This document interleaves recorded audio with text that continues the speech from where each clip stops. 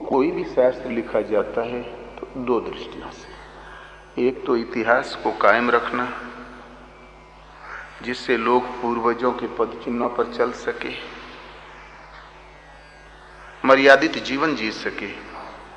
और दूसरा होता है अध्यात्म, इस माया के चंगुल से निकालकर आत्मा की अधिकृत भूमि में खड़ा करते, जो आपका सहज स्वरूप है, निज धाम है, शाश्वत शांति और अनंत जीवन है। वहां जन्म और मृत्यु का बखेड़ा नहीं, उसी का नाम है सुख।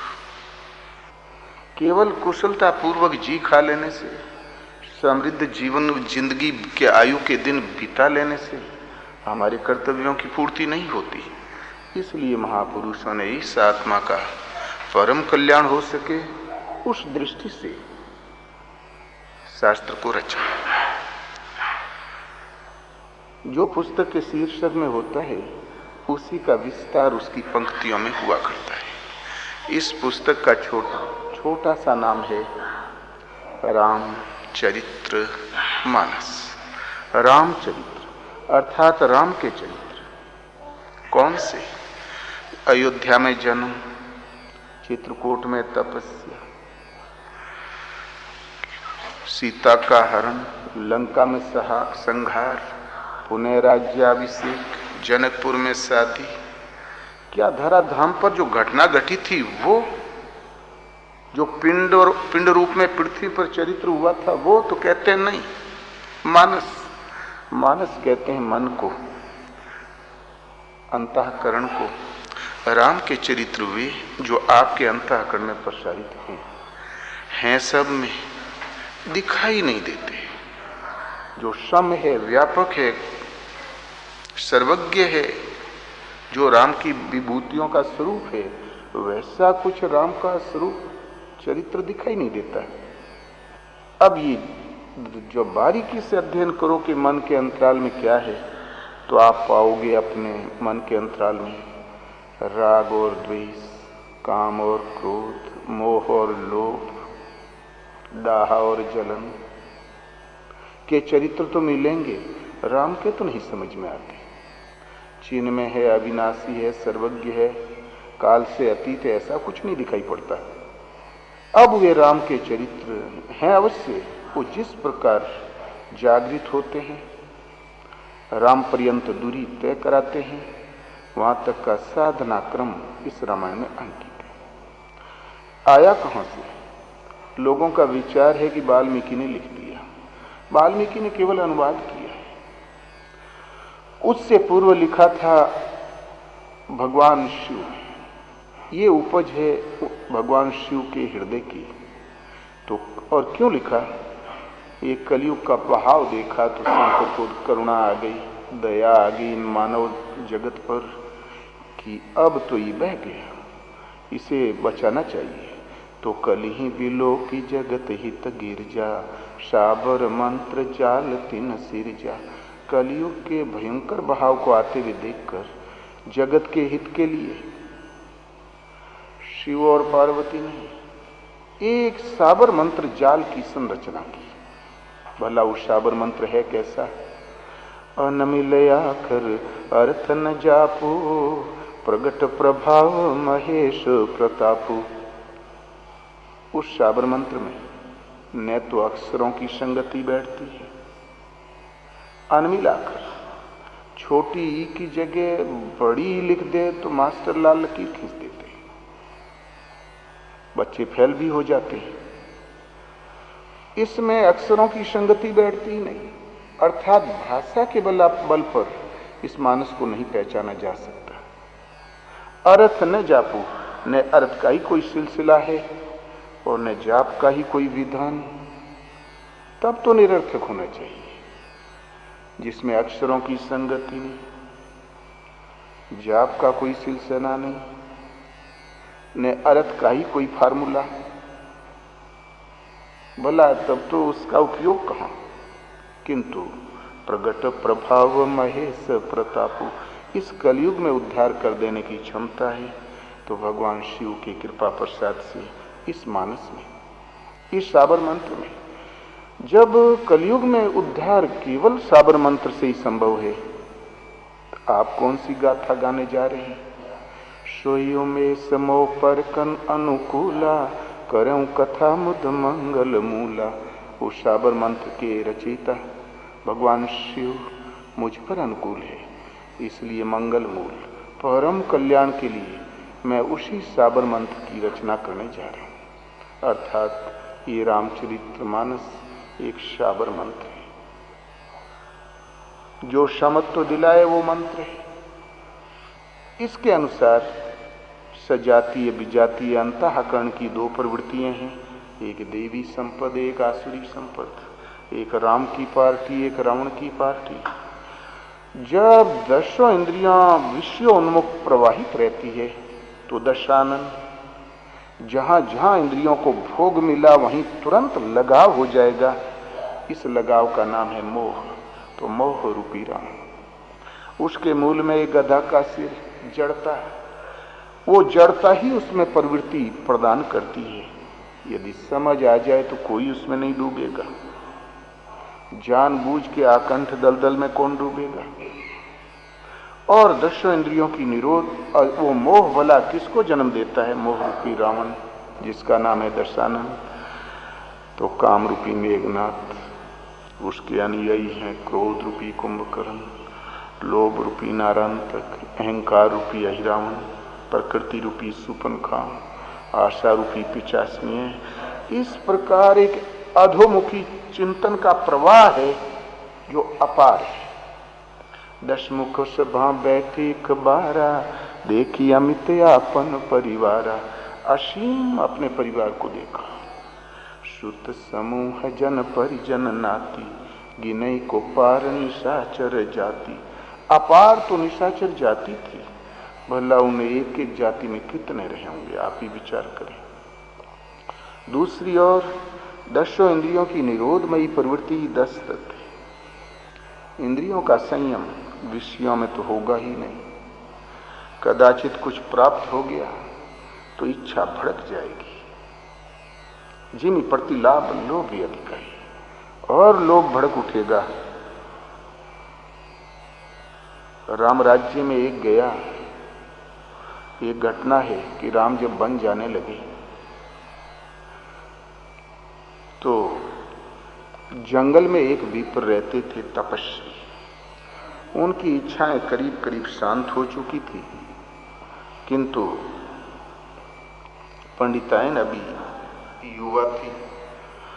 उसने कहा, विप्रवर, सर्वस्व दान दे के राम बन जा रहे हैं, एक गाय मांग लाते हो, बगैर मांगे ही मिल रही है, आपको हाथ भी नहीं पसारना पड़ेगा। बोले, नहीं, मैं कंदमूल फल से संतुष्ट हूं, मैं वहां नहीं जा सकता। लेकिन पंडिताइन गले पड़ गई। विप्रदेव को जाना पड़ा। वहां देखा तो राम लाखों गाय दान कर रहे थे। और कोई 100 लेके जा रहा था, कोई 500 लेके जा रहा था। अब पंडित जी की इच्छा भड़क गई। पहले एक की भी इच्छा नहीं थी, ढकेले ढकेले गए, और लेकिन जब माल पानी दिखाई पड़ा तो इच्छा ने रफ्तार पकड़ ली। एक का क्या लेना, कम से कम 10 गाय होती तो डेढ़ा लगा रहता, एक भी आएगी तो एक छूटेगी। पड़ोसी संत हैं, उनके पास तो 500 है, 1000 ले लो। विप्र को संतोषी होना चाहिए।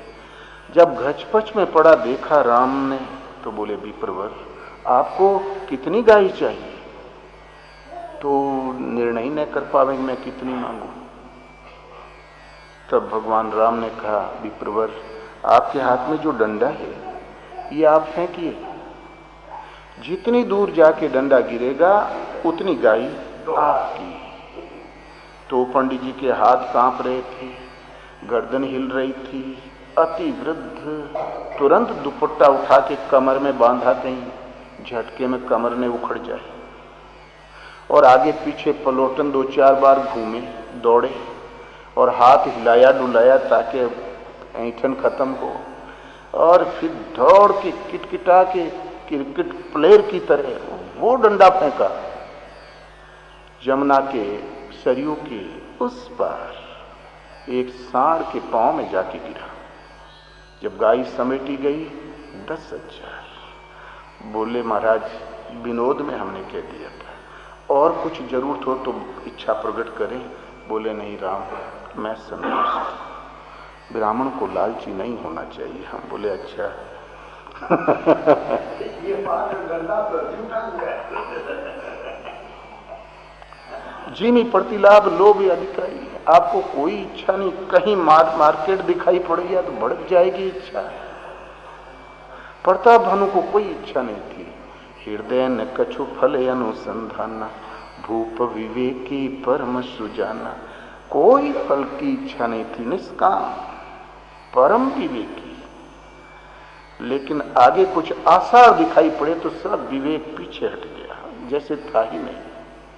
कपटी मुनि की जब महिमा देखी तब सोचा कि यहां से कुछ पाया जा सकता है। तो बोले भगवान मुझे सेवक जानकर मुझ पर अनुग्रह करें। बोले राजन तब से कुछ दुर्लभ नहीं, तुम मांगो। तो क्या मांगा? जरा मरण दुख रहित तनु, समर जिते नहीं कोई, एक छत्र रिपुहीन मही, राजकल्प सत होई। 7 द्वीप का भूमंडल का एकमात्र सम्राट। आगे मांगता तो क्या मांगता, पृथ्वी तो उसकी थी। लेकिन उस कपटी मुनि से कुछ समझ में आया तो इच्छा भड़क गई। एक तो बुढ़ोती न आवे, जरा, दूसरी मृत्यु न हो, तीसरी बात दांत न हिले, कमर में दर्द न हो, दुख रहित तन, और झगड़ा जरूर हो।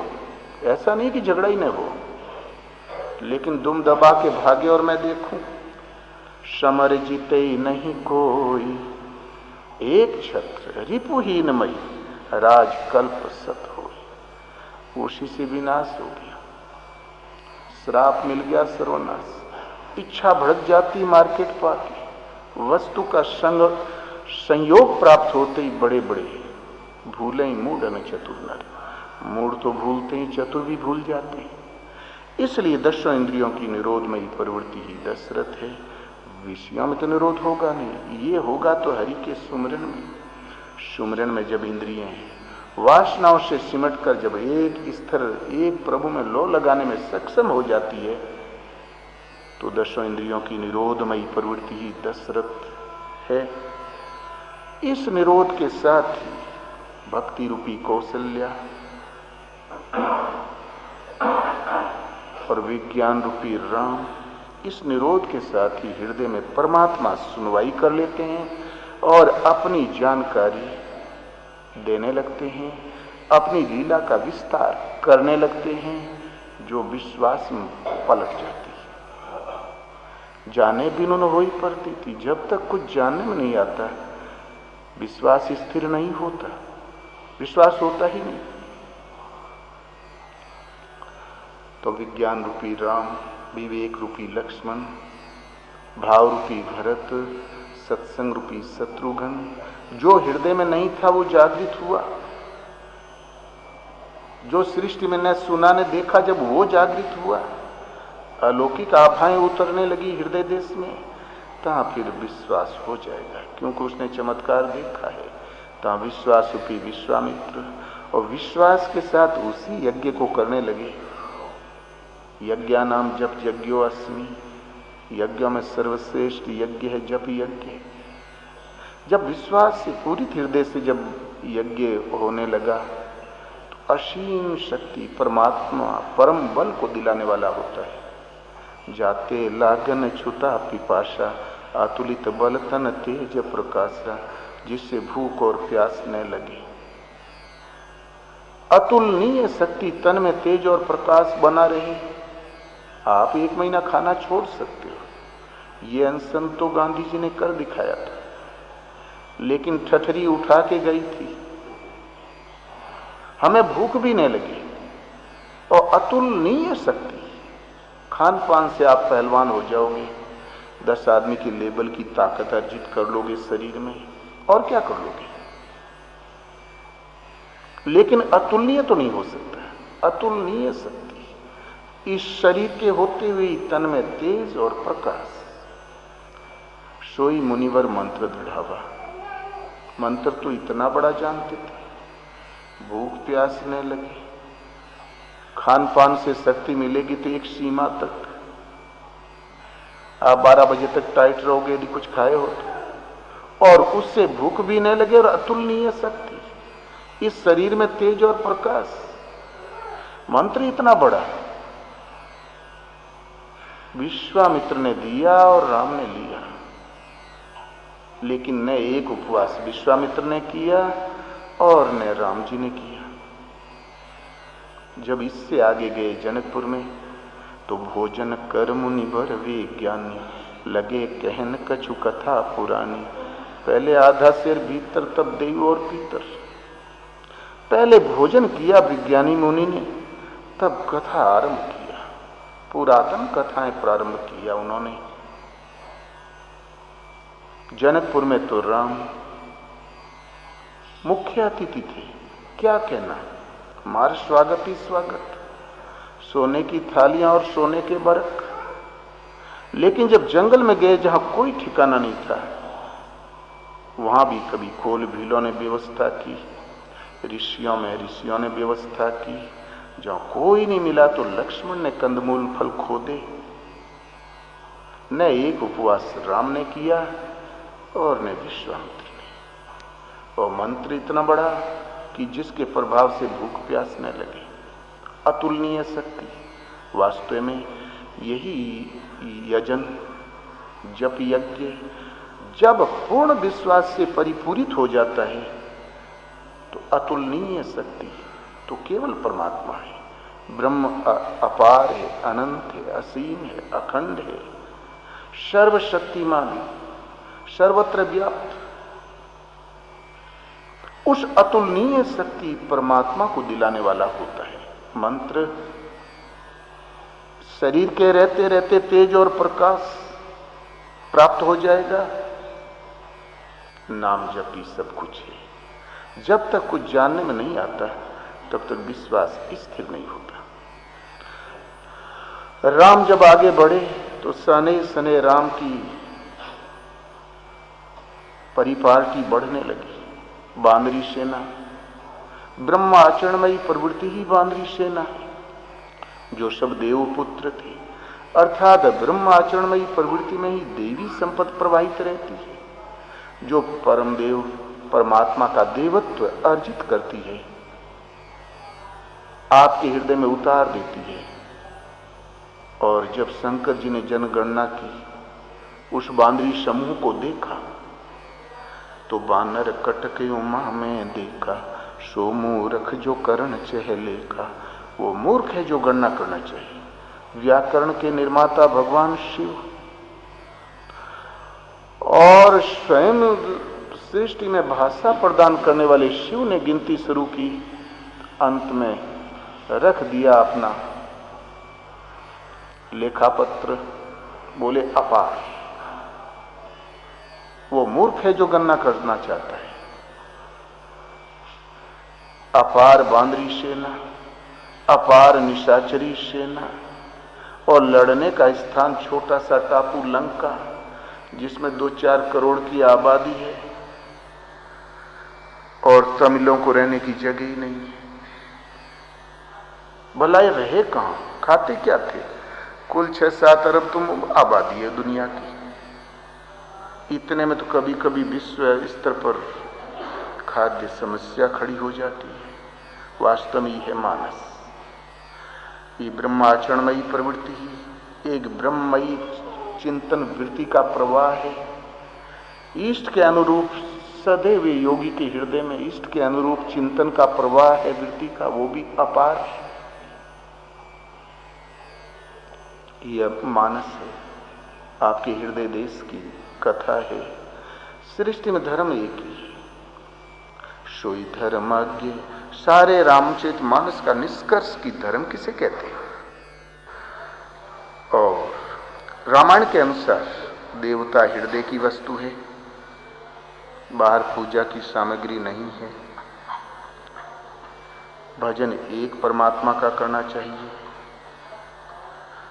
एक ईश्वर के प्रति समर्पण, उसके प्रति श्रद्धा से मांगना है तो उनसे मांगो। परमात्मा राम ने सभा बुलाई और बैठे गुरु मुनि अरु द्विज सज्जन, सुनऊ सकल पुरजन मम बाणी। सारा जनपद उपस्थित था, कोई बाकी नहीं। तो जो परलोक यहाँ सुख छेहु, सुनि मम बचन हृदय दृढ़ गहु। सुलभ सुखद मार्ग यह भाई, भक्ति मोरी पुराण श्रुति गाई। जो परलोक चाहते हो, परम धाम चाहते हो, अथवा यहीं सुख और समृद्धि चाहते हो, दूध पूत से विकसित हो जीवन जीना चाहते हो, दोनों परिस्थितियों में रास्ता एक ही है, मांगना हो एक ही स्थान से, वो है भक्ति मोरी, मेरी भक्ति। यही सुरतियों ने गाया है। बाजू में सीता जी बैठी थी, उनकी भक्ति नहीं बताया। हनुमान हाथ जोड़ के बैठे थे, उनकी भी नहीं, मेरी भक्ति। यही सुरतियों ने गाया है। एक ईश्वर की पूजा जो करता है वो लोक में समृद्ध रहता है, परम श्रेय की प्राप्ति करता है। यही रामचरितमानस का सिद्धांत है। और सारा रामचरितमानस तो शंका समाधान चला, लेकिन उत्तरकांड में केवल समाधान है, उत्तर। अंत में गोस्वामी जी धर्म की स्पष्ट व्याख्या देते हुए कहते हैं कि धर्म किसे कहते हैं? आप लोगों में से धार्मिक कौन है? तो सोई धर्मज्ञ गुणी, सोई ज्ञाता, सोई महिमंडित पंडित दाता, धर्म परायण सोई कुलताता, राम चरण जाकर मन राता। वो धर्मज्ञ अर्थात धर्म का मर्मज्ञ, विशेषज्ञ, गुणी है, सब कुछ जानता ज्ञाता, पृथ्वी में सम्मानित पुरुष और दानदाता है। कौन? कि राम चरण जाकर मन रखता है। एक परमात्मा के चरणों में जिसका मन अनुरक्त हो गया हो। नीति निपुण सोई परम सयाना, श्रुति सिद्धांत नीक ते ही जाना।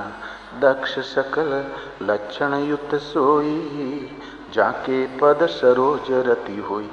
वो नीति में निपुण है, वो परम सयाना है, बड़ा ही समझदार। उसका एक भी कदम दाहिने बाएं नहीं पड़ता। और वेदों का सिद्धांत भली प्रकार उसने जाना है।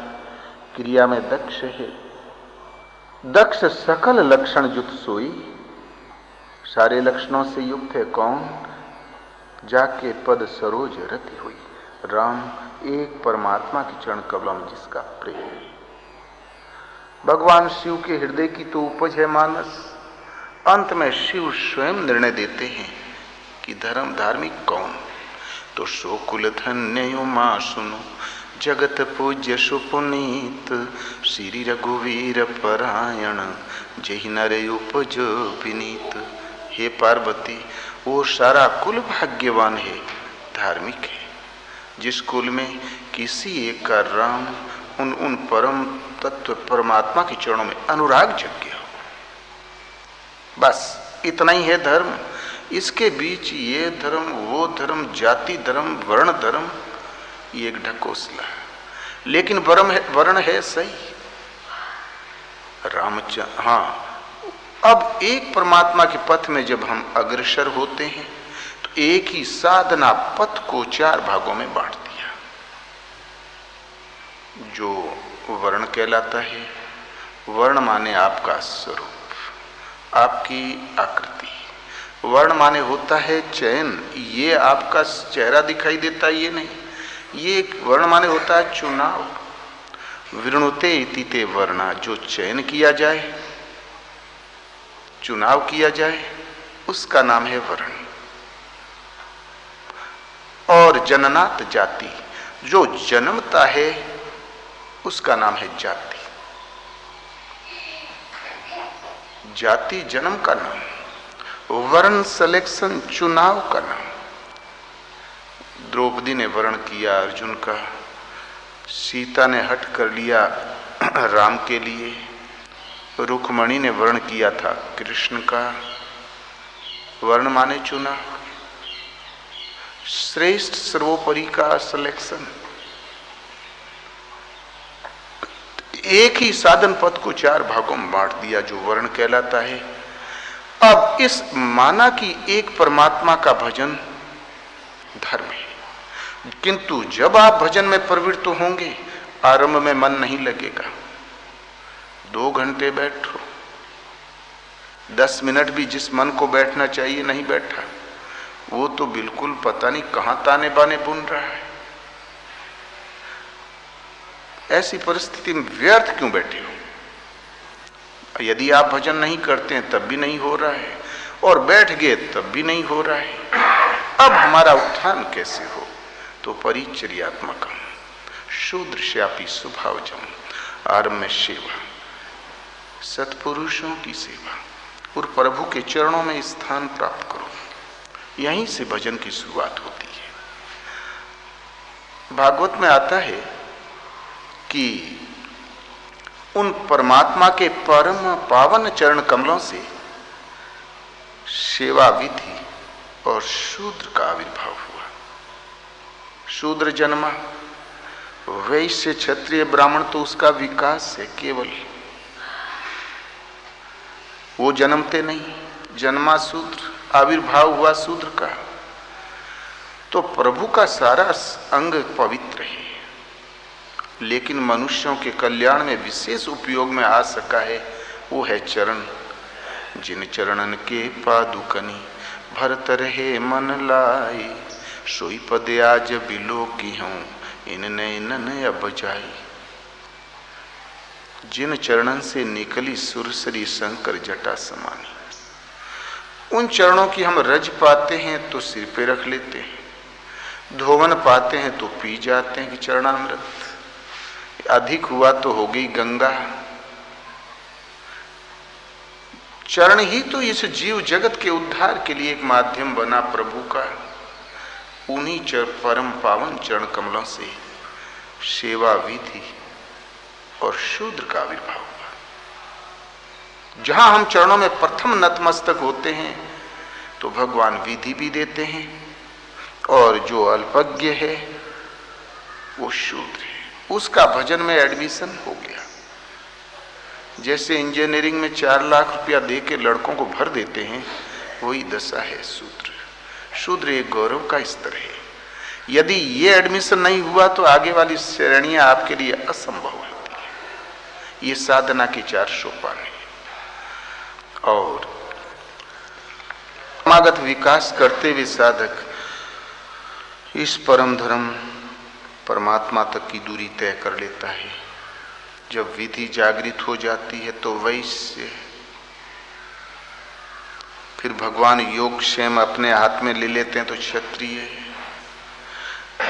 तब फिर होता है युद्ध, और विकार शांत हो गए, मन का स्वाभाविक दमन, इंद्रियों का समन, एकाग्रता, धारावाही चिंतन की प्रवृत्ति, धारणा ध्यान और समाधि, अनुभवी उपलब्धि, सरलता सहजता, ये जब स्वभाव में ढल जाती है तो ब्राह्मण एक श्रेणी आ गई।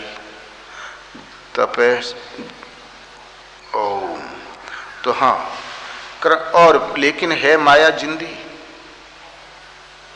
प्राप्त होने की क्षमता तो आई लेकिन प्राप्त तो नहीं हुआ, तब तक वो कामयाब हो सकती है। जब वो स्तर पार कर लिया, जब ब्रह्म का दर्शन स्पर्श और प्रवेश मिल गया, तो न ब्राह्मण न क्षत्रिय न वैश्यम न शूद्रम चिदानंद रूपे शिवे केवलो हम, एक ही साधना पथ के 4 सोपान है। गीता में बिल्कुल आईने की तरह स्पष्ट है। और तो सब जन्मते हैं, लेकिन ब्राह्मण की जब व्याख्या दिया भगवान कृष्ण ने, तो ओम तत्सदिति निर्देशो ब्राह्मणस् त्रिविधे स्मृतः ब्राह्मणास्तेन वेदाश्च यज्ञाश्च विहिता पुरा। ओम तत्व और सत, ये परमात्मा के नाम है जो ब्रह्म की ही वाणी से प्रसारित हुए। ओम तत्व और सत, ये परमात्मा के नाम है जो ब्रह्म की ही वाणी से प्रसारित हुए। ओम वह ओ माने वह अविनाशी परमात्मा, अहम माने जिस आप स्वयं, जिसका निवास आपके हृदय देश में है, वो परम तत्व है, वही शाश्वत सत्य है। इस प्रकार ही परमात्मा का 3 प्रकार का नाम है जो ब्रह्म की ही वाणी से प्रसारित हुआ। इसी के द्वारा यज्ञ, वेद और ब्राह्मण रचे गए। ब्राह्मण एक रचना है। गीता के अनुसार यज्ञ योग विधि का नाम है। उसमें लकड़ी, तिल, चावल, घी, बाह्य सामग्री नहीं लगती। बहुत से योगी लोग इंद्रियों के बहिर्मुखी प्रवाह को संयम रूपी अग्नि में हवन करते हैं।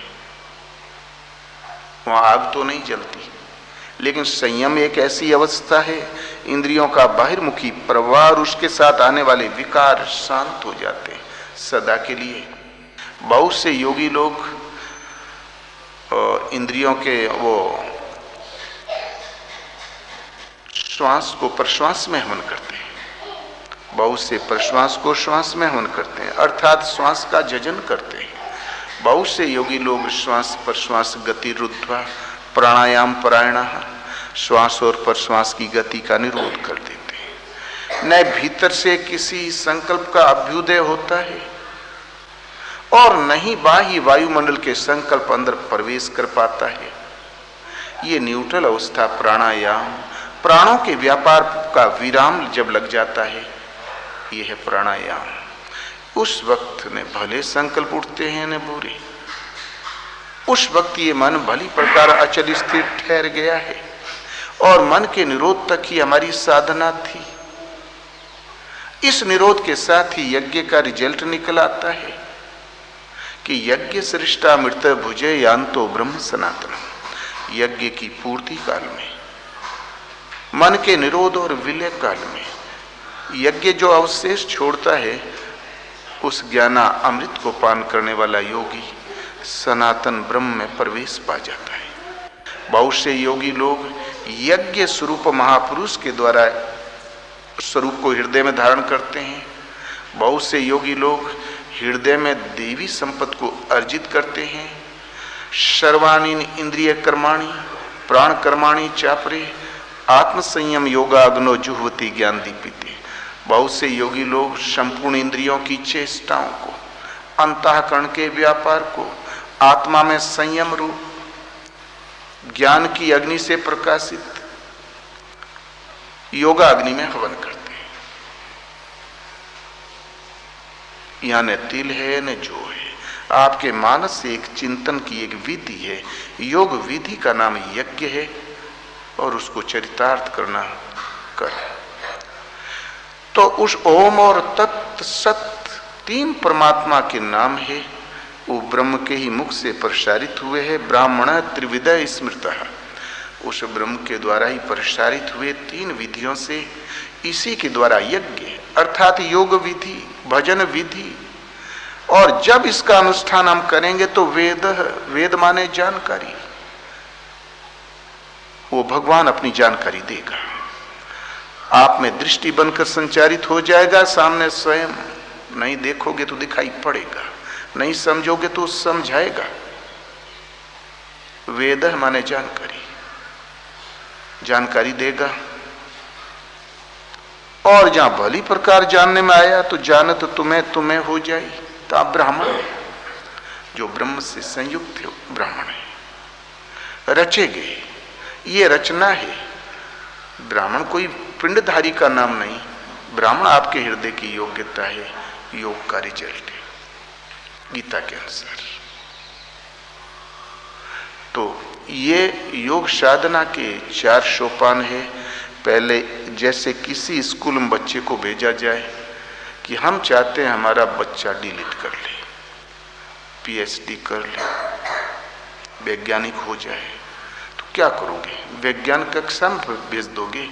भेजोगे तो प्राइमरी में क्रमशः वो कै माने कबूतर और टे माने टमाटर से शुरू करेगा और एक दिन वो होगा वैज्ञानिक।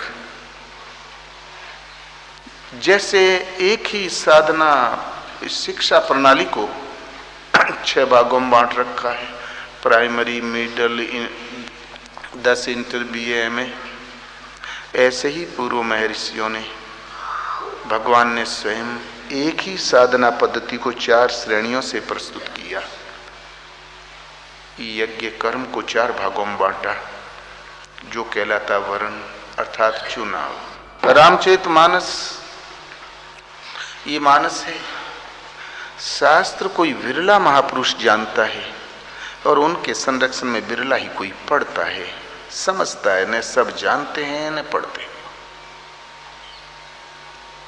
ये गोपनीय है, ये गुरु शिष्य परंपरा में चलता आ रहा है।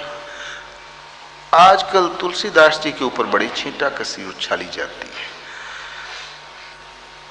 कि ढोल गंवार शूद्र पशु नारी सब ताड़न के अधिकारी, पन्ने फटते हैं, कत्ल भी हो जाते हैं।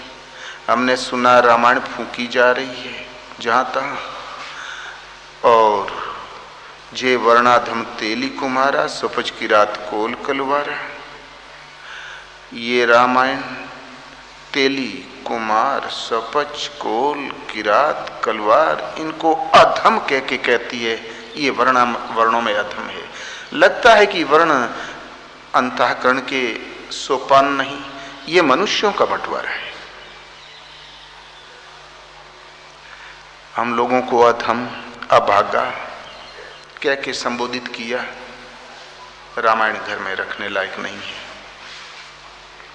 ये विद्वानों की शास्त्र कोई बिरला महापुरुष पढ़ता है, जानता है। उनके संरक्षण में बिरला ही अधिकारी पढ़ते हैं। ये सत्पुरुषों का सानिध्य न प्राप्त होने से इस प्रकार की भ्रांतियां आया करती है। रामचरितमानस में ऐसी कोई भ्रांति नहीं है। इस प्रकार का कोई ब्लेम है ही नहीं रामायण में। ये मानस है। एक समय गरुड़ को संदेह हो गया तो गरुड़ घबरा गया। अवतार तो सुना, प्रभाव नहीं देखा। जो क्षुद्र राक्षस ने बांध दिया सर्प से तो हम ही ने छुड़ाया। अब घबराया, न रात चैन पड़े न दिन। तब भागा नारद के पास। बोले देव ऋषि, मुझे शांति नहीं मिल रही है, मेरी शंका समाधान कर लें। बोले नारद, मैं तुम्हारी समाधान नहीं कर सकता। तुम जाओ ब्रह्मा के पास। ब्रह्मा ने मन में विचार किया, हरि की माया ने अमित बार जही मोही नचावा, जिसने मुझे नचाया है तो भला ही मेरा जन्माया हुआ गरुड़ नाच रहा है तो कौन बड़ी बात। नारद, तुम्हारी तरह मैं ही कई कपटकनी खा चुका, तुम्हारा समाधान मैं नहीं कर सकता। तुम जाओ शिव के पास। जब शिव के पास पहुंचे तो भगवान शिव जान गए कि कबहू की न हुई है अभिमाना, शोखो वे चह कृपा निधाना। भगवान उस अभिमान का इलाज करना चाहते हैं और कोई बात नहीं है। गरुड़, तुम बीच रास्ते में मिले हो, मैं जरूरी काम से जा रहा हूं। ये संदेह तब दूर होगा जब कुछ काल सत्संग किया जाए। जब कछु काल करिए सत्संगा, तब हुई है तब संशय भंगा। देखो, मैं वहां तुम्हें भेज देता हूं जहां नित्य नियमित सत्संग होता है। उत्तर दिशि नीलोगिरी, उसके ऊपर एक आश्रम सुशील काकभूषुंड निवास करता है। वहां पर महाप्रलय में भी उसका विनाश नहीं है। वहां जाओ। हमने और गरुड़ सीधा आश्रम में पहुंचा। आश्रम के प्रभाव से ही सारे संदेह शांत हो गए। वाणी सुनी तो सदा सदा के लिए निर्मूल हो गई। तब गरुड़ ने आभार व्यक्त करते हुए कहा कि संशय सर्प ग्रसे मोहि ताता, दुखद लहरी कुतर कबहु ब्राता। तब स्वरूप गारुड़ी रघुनायक, मोहि जियायो जन सुखदायक। मुझे संशय रूपी सर्प ने ग्रस लिया था। कुतर्क रूपी भयंकर लहरें आ रही थी। आप ऐसे वैद्यराज के मिलने से आपने मुझे जिला लिया। आज मैं संदेह मुक्त हूं। भगवान, आपने मुझे जिला लिया। तब काकभूषुंड ने कहा, गरुड़, ये कोई बड़ी बात नहीं। एक बार मैं भी इस चपेट में पड़ा था। आज से लाखों वर्ष पूर्व एक युग था, कलयुग। उसमें मैं जन्मा था, तब इस चक्कर में मैं भी पड़ा था कि पूर्व कल्प एक प्रभु, जुग कल जुगमल मूल, नर अरु नारी अधर्मरत, सकल निगम प्रतिकूल। बहुत पहले एक पूर्व कल्प था, कलयुग। उसमें वो मल का मूल था, नर और नारी अधर्मरत थे, और कलिमल गर्षे धर्म सब। कलिमल ने धर्म गर्ष लिया था, और वर्ण धर्म नहीं आश्रमचारी। कलिमल गर्षे धर्म सब, लुप्त भये सद ग्रंथ, दंभिन निजमति कल्पि करी, प्रगट किए बहुपंथ। कलयुग ने धर्म को तो गरज लिया, उद्रस्त कर लिया, सदग्रंथ लुप्त हो गए। फिर दंभियों की आ बनी, पाखंडियों ने बुद्धि से कल्पना करके अनंत पंथ बना लिए। कलयुग ने कौन सा धर्म खा लिया? वर्ण आवश्यक है तो वर्ण धर्म नहीं आश्रमचारी, श्रुति विरोधरत सब नर नारी। वर्ण धर्म तो थे ही नहीं, चार आश्रम थे।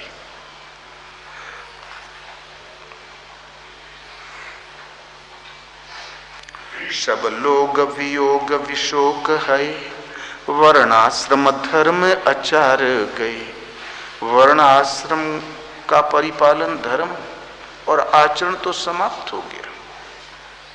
भय वर्ण संकर कली, भिन्न से तु सब लोग, करहीं पाप पावहीं दुखहीं, भय रुज शोक वियोग। सब लोग वर्ण संकर हो गए, दोगले हो गए। पाप, रात दिन पाप करते थे, दुख पाते थे। दुख की क्या व्याख्या है? भय, रोग, शोक और वियोग से त्रस्त थे सब। और दंभियों ने जो बुद्धि से, धर्म तो कलयुग ने खा लिया, किंतु दंभियों ने बुद्धि से कल्पना करके जो धर्म तैयार किया, मार्ग सोई जा कहाँ जोई भावा, पंडित सोई जो गाल बजावा। सदमार्ग वही है जिसको जो अच्छा लग जाए, विद्वान वही है जो बढ़िया डींगे हाँक ले।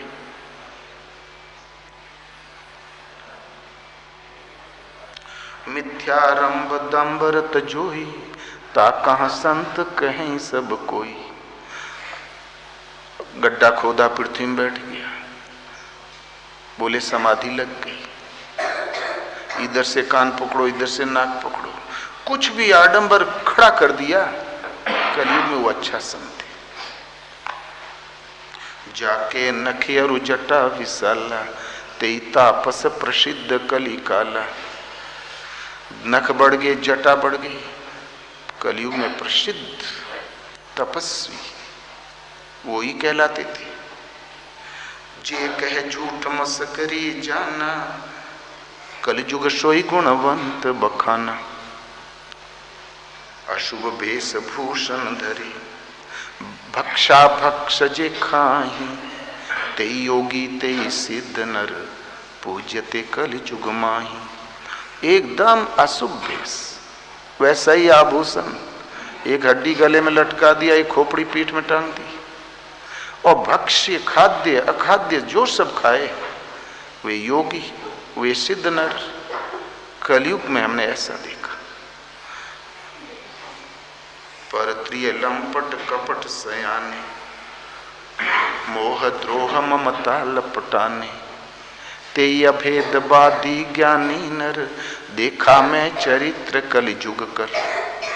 जो परत्रियों में लंपट थे, कोनो दुराचार नहीं छूटा। कपट में बड़े चतुर, मोह द्रोह ममता में लिप्त, ते अभेदवादी नर। ब्रह्म और आत्मा को एक देखने वाले स्थित प्रज्ञ महापुरुष। हमने कलयुग का चरित्र देखा मैं चरित्र कलयुग कर। ये अंधकार दंभियों के हृदय की उपज थी, उसी के साथ वर्ण भी थे। दुज चिन्ह जनेऊ उघार तपी, जनेऊ पहन लो तो ब्राह्मण और उघाड़े हो जाओ तो तपस्वी। ये लाखों वर्ष पूर्व कलयुग की रचना। और जे वर्णाधम तेली कुमार, शपच किरात कोल कलवारा, नारी मोई ग्रह संपत्ति नासी, मुड़ मुड़ाई हो ही सन्यासी।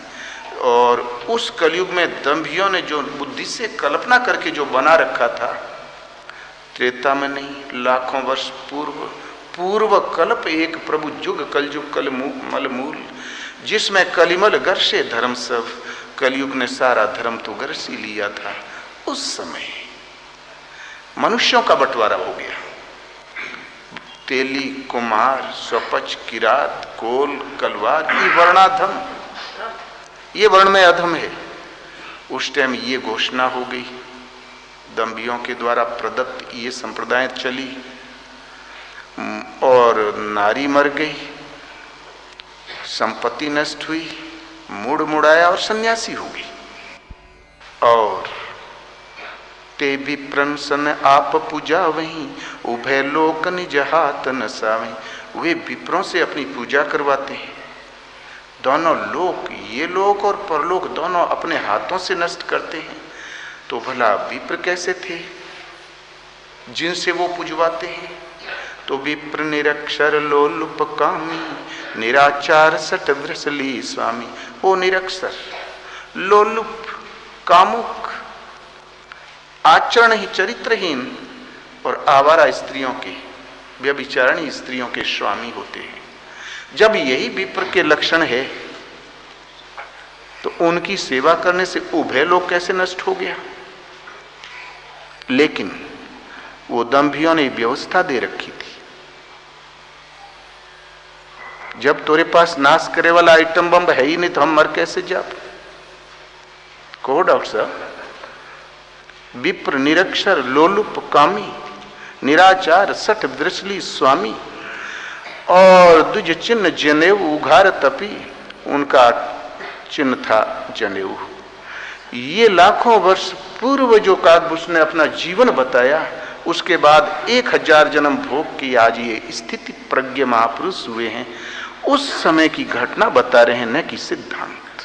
ये दंभियों के द्वारा प्रदत्त एक जुगाड़ है, न कि तुलसीदास कहते हैं कि यही वर्ण है, ये अधम है और तुम सही हो। तो उभय लोग नष्ट कैसे हो जाएंगे? लेकिन मान्यता तो यही कर रखी थी।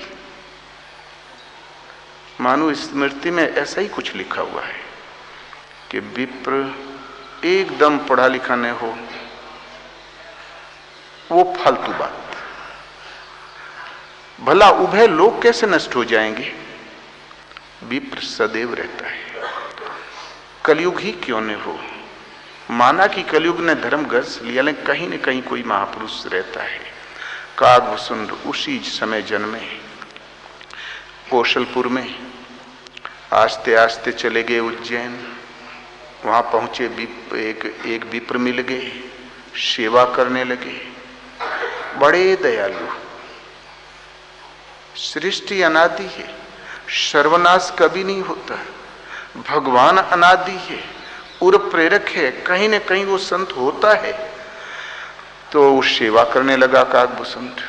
तो बाहिज नम्र देखी मोहि साई, विप्र पढ़ाव पुत्र की नाई। बाहर से नम्र देख के पुत्र की तरह लगे पढ़ाने। और मेरी क्या दशा थी? उग्र बुद्धि और दंभ विशाला, प्रचंड बुद्धि थी, हृदय में दंभ भी था।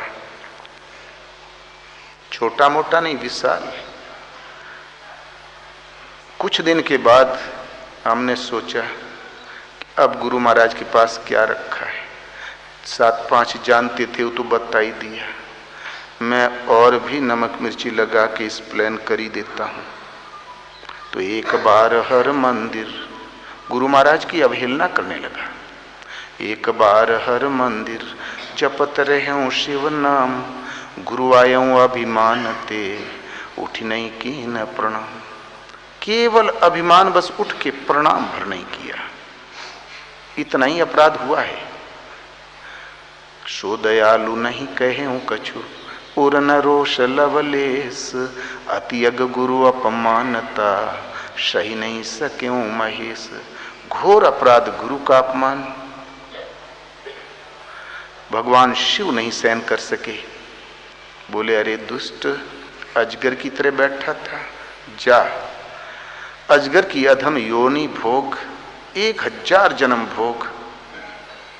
तो हाहाकार कीन गुरु, दारुण सुन शिव साप, कंपित मोहि बिलो की अति, उरी उपजा परिताप। अब लगा डुग डुग कांपने, सब गर्मी ठंडी हो गई। काकभूषुंड कहता मेरी, और भगवान शिव से अपने चेले का परिचय दिया कि प्रभु तब माया बस जीव जड़। काकभूषुंड अपने को महान विद्वान समझता था, तभी तो गुरु से द्रोह कर रहा था, लेकिन गुरुजी जानते थे कि क्या है। जब अपने शिष्य का परिचय दिया कि तब माया बस जीव जड़, संतत फिरे भूलान, तेहि पर क्रोध न करिए प्रभु, दीन बंधु भगवान।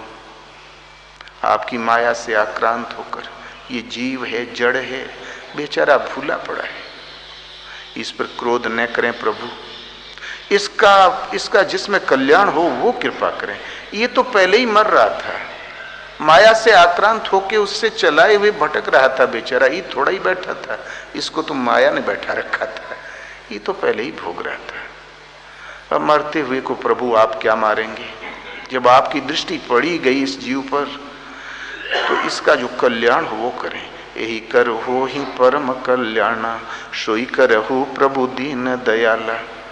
भगवान शिव ने कहा विप्र, ये दुष्ट तो इसी लायक था, किंतु आपकी साधुता देखकर मैं इस पर विशेष कृपा करूंगा। पहला तो ये, हाँ 1000 जन्म पाएगा अवश्य, लेकिन जन्मत मरत दुषह दुख होई, तो ही स्वल पाऊं नहीं व्यापई सोई। तो मैं लेस मात्र भी व्याप्त नहीं होगा, पहली सुविधा। दूसरा, कौनहु जन्म मिटहि नहीं ज्ञाना, सुनहु शूद्र मम वचन प्रमाण। किसी जन्म में ज्ञान नहीं मिटेगा। गुरु महाराज ने जो उपदेश दिया तुम्हारा यथावत बना रहेगा, और अंत में राम की भक्ति प्राप्त कर लोगे। पूरी प्रभाव अनुग्रह मोरे, राम भक्ति उपजी उर तोरे, और तुम प्राप्त कर लोगे। काकभूषुंड ने प्राप्त किया भी, और जिस आश्रम में गरुड़ को भेजा था उस आश्रम में स्वयं शिव जाके सत्संग सुनते थे, अपने चेले की गतिविधि का अध्ययन करते थे। क्या % घटी, शिव ने पूर्ण पाया उसको। तो भगवान चाहे महापुरुष चाहे श्राप दें चाहे आशीर्वाद, कल्याण ही होता है। साधु ते हुई न कारज हानि, इंसान हटी करी हूँ पहचानी। तो हमारे कहने का तात्पर्य ये, कोई युग क्यों न आ जाए, लेकिन बहुतायत कलयुग वालों की है धर्म समाप्त, लेकिन कहीं न कहीं वो सत्पुरुष होता है। और काकभूषुंड को मिला, वो सचमुच विप्र थे। काकभूषुंड पूजाए के चक्कर में रहा, इतने में भगवान की निगाह पड़ गई, आत्मा शत्रु हो गई गुरु का हल्का सा अपमान करने से। शूद्र भूल करता है, आगे वाला भूल कर ही नहीं सकता। शूद्र आगे भगवान संभाल लेते हैं, इसलिए भूल नहीं होती। यहाँ बेचारे के सामने आंखों में करिया पट्टी लगी है, इसलिए भूल होती है। तो ये रामचरितमानस में जो वर्णाधम तेली कुमार है, ये तो जहां कलयुग ने धर्म गरस लिया था, सदग्रंथ लोप हो गए थे, दंभिया ने अपनी बुद्धि से कल्पना कर करके जो प्रकट किए, बहु से पंथ प्रकट किए थे, ये उनके हृदय की उपज है, न कि सिद्धांत, न कि रामायण का शक्ति। ये उनके हृदय की उपज है, न कि तेली कुमार वर्णाधम है। ये तो उन्होंने रचना कर रखी थी, ये धर्म नहीं है। धर्म तो गरस लिया, वो तो उद्रस्त हो गया, हजम हो चुका। ये उन दंभियों के हृदय की व्यवस्था है, उनकी दी हुई। इसको तुलसीदास अस्वीकार करते हैं, इसको दंभ कहते हैं, दंभियों के हृदय की उपज कहते हैं।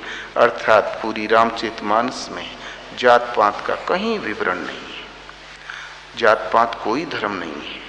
मनुष्य किसी न किसी धंधेगीर में जन्मता है, कोई कोल के यहाँ, कोई ब्राह्मण के यहाँ, कोई फुटपाथ पे फेंका मिलता है कबीर की तरह, लेकिन वो मनुष्य जन्मा है। भगवान की करुणा का परिणाम है, वो भाग्यशाली है। कबहू की करी करुणा नर देहि, देतई सबिनु हेत सनेहि। करुणा करके द्रवित हो जाते हैं प्रभु। 84 लाख योनियों में भटकते हुए जीव पर जब अनुग्रह से द्रवित हो जाते हैं परमात्मा, करुणा करके मनुष्य शरीर दे देते हैं नरदेही। नरतन भव बारिद कहूं बेरो, ये भव सागर से पार होने के लिए जहाज है। बड़े भाग्य मानस तन पावा, ये साधन धाम मोक्ष का दरवाजा है। चाहे कहीं फेंके क्यों न मिले हो, जितने प्राचीन महापुरुष थे सब फेंके ही मिले थे। सिंगी ऋषि हिरणियों के झुंड में मिले थे, अगस्त्य घड़े में मिले थे, भरद्वाज ऋषि प्रयागराज राज वाले वो बक्से में पड़े मिले थे, और विश्वामित्र और परशुराम का इंजेक्शन बदल गया। मालूम है तो किस्सा तो जानते ही हो। व्यास भी दोगले मछोदरी के लड़के ही थे। हम नहीं समझ पाते कि ईश्वर पथ में किसी अच्छे खाते पीती फैमिली का वरीयता हो और अधम न पाए, ऐसा कुछ नहीं। कहीं भी जन्मा है, मानव तन है, बड़ा भाग्यवान। यदि मनुष्य शरीर हमें मिला और हमारे तकदीर में कुछ नहीं लिखा है, तब भी हम बड़े भाग्यवान। पुराने मनुष्य शरीर, भाग्य आपका पूर्ण है। मनुष्य शरीर किसी पूर्व शुभ संस्कार की अपेक्षा नहीं रखता, वो बगैर किसी शुभ संस्कार के ही भाग्यवान है। एक था केवट, जाति वर्ण सब भांति ही नीचा, जासु छाह छुई ले ये सींचा। वो जाति और वर्ण सबसे नीच। छाया पड़ जाए शरीर पर तो स्नान करो। समाज ने तो उतना दूर बैठा रखा था, और विधाता ने एकदम दीनहीन दृष्टिकेट करके जन्मा दिया। साधु समाजन जासू लेखा, राम भक्ति करता सुन रेखा। राम भक्ति की रेखा थी ही नहीं, उसके भाग्य में भक्ति नहीं थी, और हो गया भक्त शिरोमणि। भगवान को रास्ता बदल के वहां पहुंचना पड़ा, चरण धुलाने पड़े और तारना पड़ा। जब भक्ति की रेखा ही नहीं थी, साधु समाज कभी आंख से देखा ही नहीं था, तब क्यों पा गया? मनुष्य कर्मों का निर्माता है, रचयिता है। ये कर्मों का, संस्कारों का दास कदापि नहीं है। कर्म प्रधान विश्व रचि राखा, जो जस करे सो तस फल चाखा। केवट ने पहले विचार किया कि बब्बा नाव इस पार उस पार करते हुए, घोंगा मछली मारते हुए मर गए, बाबू कब खांसी से त्रस्त होके अभी कल मर गए। क्या यही है जीवन? खटो खाओ मर जाओ, खटो खाओ मर जाओ, बस इतना ही, क्या और कुछ? विचार किया, समझ काम किया, वो लग गया स्मरण में, चिंतन में लग गया, नाव चलाना भूल गया, वो बेहोशी दिखाई पड़ा। लोगों ने सोचा विकसित, भगवान, और वो विकसित और भक्त में विशेष अंतर नहीं होता। भगवान को रास्ता बदल के आना पड़ा। कोई प्रिय था तो राम ने गले लगाया, जिसकी छाया से भी निषेध था वशिष्ठ गले मिले। और राम जब अपनाते हैं भगवान, तो ऐसा नहीं कि आजकल कोई किसी गरीब को अपनाता तो कहते हैं तू हमारा है, वहां बैठ। ऐसे नहीं अपनाया। तुम मम प्रिय भरत सम भ्राता, तात रहूं पुरे आवत जाता। तुम मुझे उतने ही प्यारे हो जितना भरत। हे तात, आते जाते रहना। हमारा घर तुम्हारा घर है, तुम आते जाते रहना। अपने घर का दरवाजा खोल दिया।